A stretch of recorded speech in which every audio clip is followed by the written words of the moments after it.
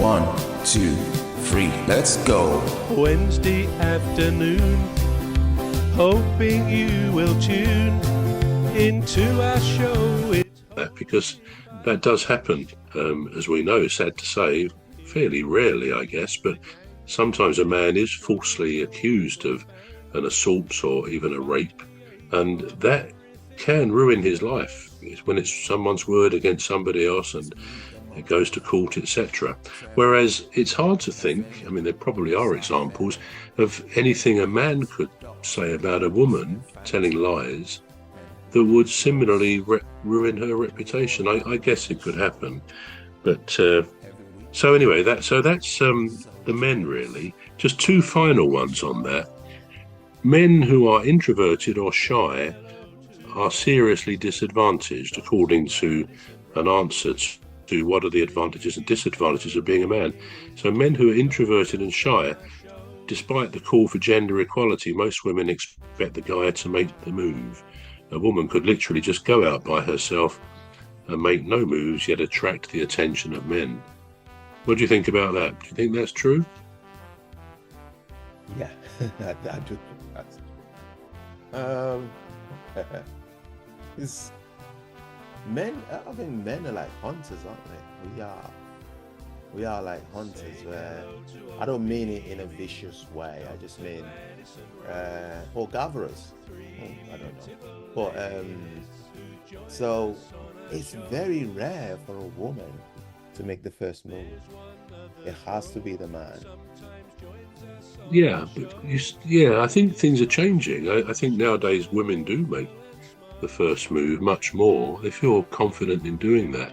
It's like in lots of things, I think, whether it's even going to the pub for a drink, certainly cinema, you do see women very much on their own, far more than ever used to be the case.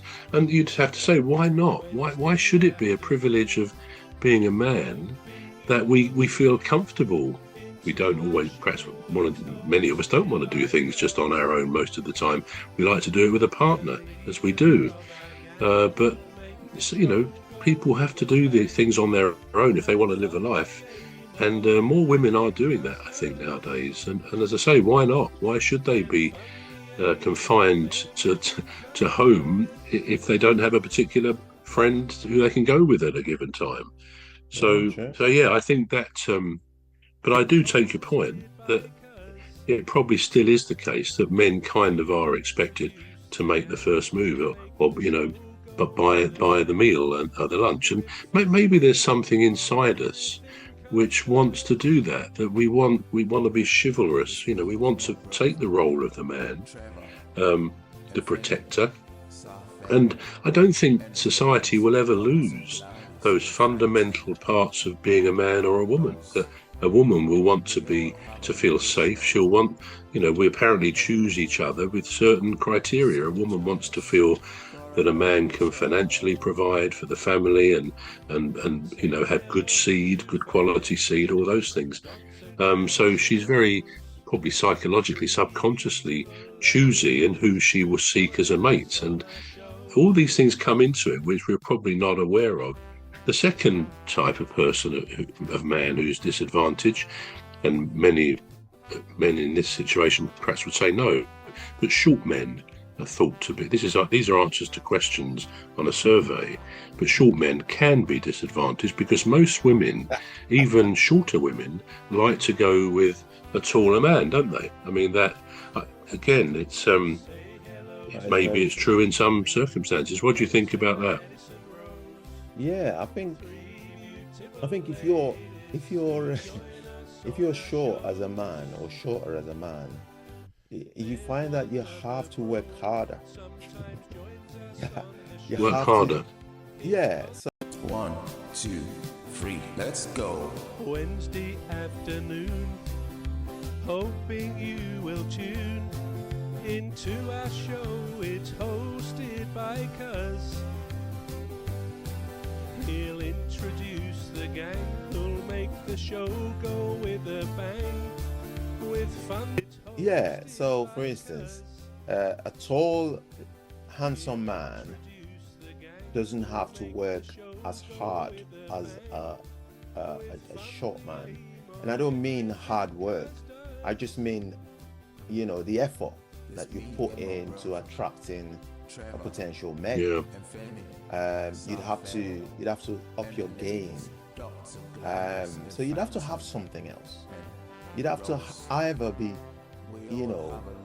well educated and have a really respectable job, or have loads of money. And then all of a sudden, that doesn't matter. Yeah. Well, of course, that's true. And the money bit comes back to what I was saying just now, that the female of the species, when she wants to mate with somebody and form a family, she wants to know that she'll be looked after financially, that there's a lot of, support there for the kids and for herself. So this is why money is a magnet for people. Of course it is. Not so much the other way, perhaps. If I'm not sure that men, there must be men gold diggers, which is the phrase, isn't it? But gold diggers, you can understand from a woman's point of view. If she's looking to settle down with somebody, she would want to be with someone who has got some decent resources. So yeah, that's an interesting one. But yeah, some people would say it's a disadvantage for a man to be shorter, and as you say, maybe he has to work a bit harder to get in the game, so to speak. Okay, well, we've looked at men quite a lot here. Any sort of closing thoughts before we look at the women's side? What is your view? Okay, the question I should have asked you is this: are you glad that you were born a man? Given what we know, as you get older, we get a far greater perspective of people and situations. Knowing what you know now, would you say, yeah, I'm glad I was born a man? Or, actually, I rather fancy I should have been born a woman? I don't mean in any sense of dysphoria, I think is the word, but just in the sense of the advantages, disadvantages, pros and cons. Would you think, actually, it is more of a woman's world today? Because they do have more advantages, less is expected of them, perhaps in some respects. I don't know. But what would you say? You're glad you were born a man? You can be honest. Absolutely. Oh, you were? No doubt. 1%.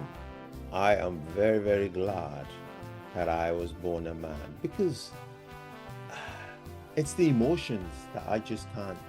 Because even sometimes I would speak to my fiance sometimes, and I'll say, "What's wrong with you?" She doesn't know. 1, 2, 3, let's go. Wednesday afternoon, hoping you will tune into our show. It's hosted by Cuz. He'll introduce the gang who'll make the show go with a bang.